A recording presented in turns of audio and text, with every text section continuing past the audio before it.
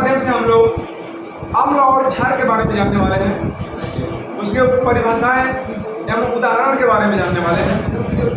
और कृपया वीडियो अच्छी लगे लाइक और सब्सक्राइब अवश्य कीजिएगा, और अच्छी लगे तभी कीजिएगा, अन्यथा मत कीजिएगा। चलिए वीडियो को शुरू करते हैं बिना किसी देर में। अम्ल कहते किसको है, जरा सुनिएगा। अम्ल किसे कहते हैं तो कहेंगे वे पदार्थ जिसके जलीय विलयन स्वाद में खट्टे लगते हैं उसे अम्ल कहते हैं। जैसे मान लीजिए इमली ले लीजिए, इमली आपको स्वाद में कैसे खट्टा लगा ना, वो अम्लीय पदार्थ।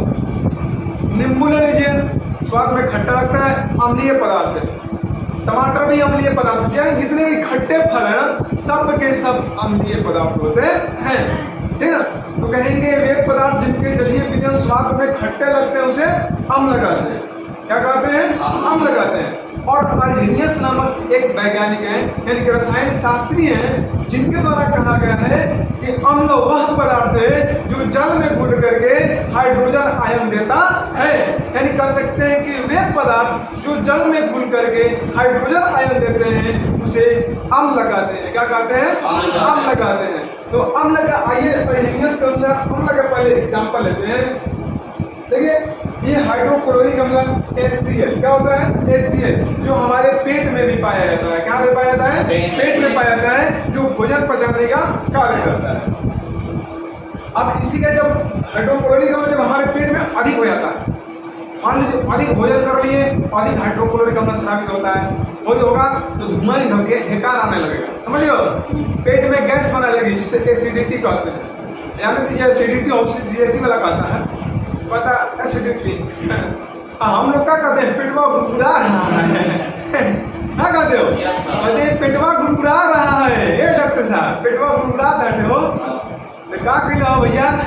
तो डॉक्टर साहब को बताते हैं तेरी बड़ी रतिया में 2 यूनिट ज़्यादा खा लिए, भैया पेटवा मार गुड़ कर रहा है, तो दवाई दे दिया, वो आएगा इसलिए से एसिडिटी दवा दीजिए, समझो। इसलिए ऐसे बनाता है ना ये।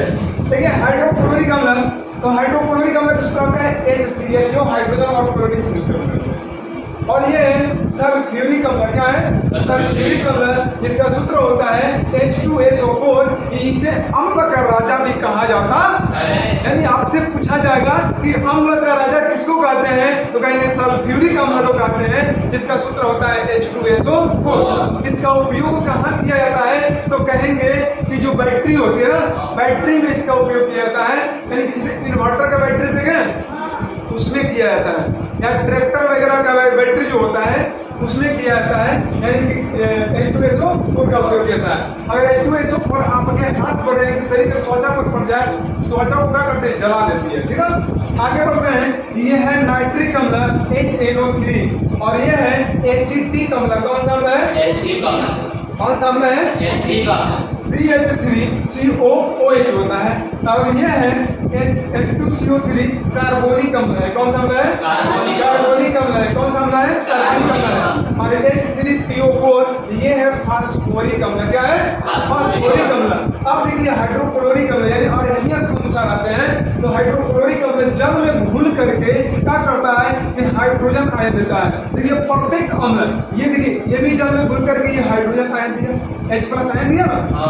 अब देखिए ये भी जल में घुला और H+ आयन दिया, 2 हाइड्रोजन है तो दोनों हाइड्रोजन देंगे, सिंपल सी बात है। यहाँ पे भी H+ आयन दे रहा है, यहाँ पे भी H+ आयन दे रहा है, यहाँ पे भी H+, यहाँ पे भी H+, यानी कि प्रत्येक अम्ल जल में घुल करके हाइड्रोजन आयन देते हैं। और हमसे पूछा जाए अम्ल का सूत्र दे दिया जाए तो जल में घुलाने ना आया तो आप किसी जानिए कि अम्ल है। तो एक बात याद रखिएगा कि दुनिया के प्रत्येक अम्ल में एक चीज कॉमन होता है। क्या होता है? तो हाइड्रोजन उपस्थित रहता है प्रत्येक अम्ल में। अगर अम्ल हाइड्रोजन दिख गया तो ये लो भाई तुम क्या हो? अम्ल। देखिए प्रत्येक में हाइड्रोजन दिख रहा है, नहीं दिख रहा? ये अम्ल की पहचान है। अब अम्ल पहचान लीजिएगा, नहीं पहचान पाइएगा तो चलिए भाई अब आते हैं भस्म की ओर। कहेंगे भस्म किसे? अच्छा भस्म का नाम सुने हैं क्या? भस्म देखे हैं? कहाँ देखे भाई? हाँ महाराज नीम के पत्ता मतलब भस्म है। भस्म क्या? राख। अब देखिए पार्वती जी कैसे गाना गाती हैं शंकर जी के लिए, कहते हैं कि भूत भइल बानी भस्म लगा के, कहते हैं कि ना कहते हैं। आप पंडित जी के जो मंत्र पढ़ते ओम क्रीम क्रीम चुमिनाय नमः शुभ स्वाहा, मारते हैं कि जाग फट फट स्वाहा, कहते हैं ना ओम फट फट स्वाहा मारते हैं, कहते हैं कि जाइए भस्म का टीका मारिए इसे पहले, भस्म का भभूत लगा कर आइए, कहते हैं कि ना कहते हैं, कहते हैं ना। तो अब भस्म से मतलब समझ में आ गया, राख टाइप से होता होगा, पाउडर टाइप से, बात सही कि नहीं सही है?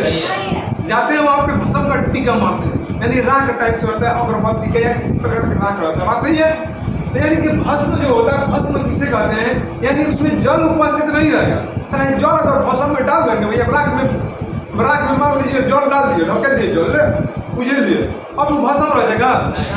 अब मान लीजिए पार्वती जो ऐसे करेंगे, भूत भइल बानी भस्म लगा के पानी डाल के अगर शंकर जी खोस लेते हैं तो पार्वती जी का कहना कहीं कि भूत भइल बानी हिल पार्टी लगा के ना कहेंगे, कहेंगे कि भस्म लगा के नहीं कहेंगे, क्योंकि भैया अब राख में अगर मान लीजिए कि पानी ढकेल दीजिए तो भैया वो भस्म नहीं रह जाएगा, रह जाएगा। उसी तरह से देखिए ये जो भस्म है, यानी भस्म किसे कहते हैं कि बेस, भस्म कहेंगे वह पदार्थ जिसका जलीय विलयन स्वाद में कड़वा लगता है। ये जलीय विलयन नहीं होता है, ये विलयन इसमें जल की उपस्थिति नहीं रहेगी, जल की अनुपस्थिति में ये भस्म कहलाएगा, लेकिन जल जैसे ही इसमें डाल दिया जाएगा ये वह भस्म नहीं, अब क्षार कहलाने लगेगा। क्या कहलाने लगेगा? बातें समझ में आ रही है कि ना आ रही है? ऊपर न पार कर रहा है। चलो भैया अब कहेंगे भस्म किसे कहते हैं, तो कहेंगे भस्म तो समझ गए राख टाइप से होता होगा, तो कहेंगे कि वे पदार्थ जिसका जलीय विलयन स्वाद में कड़वा लगता है, कैसा लगता है? कड़वा लगता है, उसे क्या कहते हैं? भस्म कहते हैं। क्या कहते हैं? भस्म कहते हैं। अब जैसे में जैसे एक में नींबू आया है ना, अब एक में करेली खिल बलो, करेली मीठा लगेगा, तीता करेली तीता नहीं, कड़वाहट लगती है। कैसे लगती है? कड़वाहट। नीम के पत्ती में कड़वाहट होती है, क्षार ये होता है इसीलिए कड़वाहट लगता है, समझे हो? अब मरचइयो कड़वे होता है लेकिन तीखा में कड़वा होता है, समझ गए? नहीं समझे? तो ये सब में क्या पाया जाएगा भैया? भस्म अरे क्षार पाया जाएगा। अब क्षार किसे कहते हैं, तो कहेंगे भस्म के जलीय विलयन को क्षार। क्या कहते हैं? हाँ भैया क्षार हो क्षार देखिए हो क्षार केहू कोई तो हो ऐसे क्षार ना है, झार है, जरा भूत को कब्जा करा ऐसे झार रहता है भस्म से, समझ गए ना? आई क्या क्षार है कि भस्म के जलीय विलयन होना क्षार है, समझ रहे हैं कि ना समझ रहे? तो आपसे हमसे पूछा जाएगा क्षार किसे कहते हैं, तो कहेंगे भस्म के जलीय विलयन को क्षार। जिसका स्वाद कैसा लगता है? कड़वा लगता है। कैसा लगता है? कड़वा लगता है। बातें समझ में आ रही है कि नहीं आ रही है? अब हमसे कहा जाएगा इनको खातिर और परिभाषा देना, कि क्षार वह पदार्थ है जो जल में घुल करके हाइड्रोक्साइड आयन देता है, यानी कि OH आयन देता है। समझ में आ रही है? यानी कि दुनिया की जो पदार्थ जल में घुल करके हाइड्रोक्साइड आयन दे देगा वो क्या कहलाएगा? भस्म या क्षार कहलाएगा। भस्म या कोई दिक्कत? बातें समझ में आ रही है? तो आइए इनके अनुसार चलते हैं। जैसे sodium hydroxide NaOH, sodium hydroxide NaOH, अब ये जल में घुला, देखिए Na+OH बना दिया। देखिए ये हाइड्रोक्साइड आयन दे दिया कि नहीं दे दिया? अब ये पोटेशियम हाइड्रोक्साइड और OH आयन दे दिया, ये कितना दिया? Hydroxide ion. उसी प्रकार से ये क्या हो गया भैया? अमोनियम हाइड्रोक्साइड OH आयन दिया, ये कैल्शियम हाइड्रोक्साइड OH आयन दिया, मैग्नीशियम हाइड्रोक्साइड OH आयन दिया कि ना दिया? ना दिया ना। यानी सब में हाइड्रोक्साइड आयन क्या हो रहे हैं? उपस्थित हो रहे हैं कि नहीं हो रहे? ये बातें समझ में आ रही है? तो ये क्या हो गया भैया? ये सब के सब क्षार है। क्या है? क्षार है। क्या है? क्षार है। बातें समझ में आ रही है कि नहीं आ रही है? आ रही है। अब देखिएगा कुछ पूछा चाहते हैं? भस्म और क्षार का परिभाषा एक तरह से होता है ना? भस्म और क्षार का, अब ये जल के उपस्थिति में अनुपस्थिति में भस्म कहेंगे और जल की उपस्थिति में भस्म को क्षार कहेंगे। मतलब जैसे आप लिखते हैं ना MgOH का होल्ड वाइज, क्या MgOH का होल्ड वाइज, बोलिए। ये अम्ल का भी मतलब इसको बता सकते हैं, क्षार मतलब क्षार में और भस्म में दोनों में इसका परिभाषा यूज कर सकते हैं। क्षार और भस्म अवश्य नहीं समझे, पूछेगा कि निम्नलिखित में से कौन भस्म है, कुली के भस्म बता देना। क्षार कौन है, कुलिया के क्षार कौन है, समझ गए हो। लेकिन पूछेगा आपसे कि भस्म जो होता है जल का उपस्थिति में क्षारीय प्रवृत्ति माने क्षारीय प्रवृत्ति दिखाएगा कि नहीं, तो कहेंगे कि नहीं दिखाएगा। समझ गए, कोई डाउट से। अब देखिए एक बात और समझ लीजिए, भाई देखिए सोडियम का है धातु है, पोटेशियम भी धातु है, यहाँ पे भैया ये कैल्शियम भी धातु है, मैग्नीशियम भी धातु है कि नहीं है ना।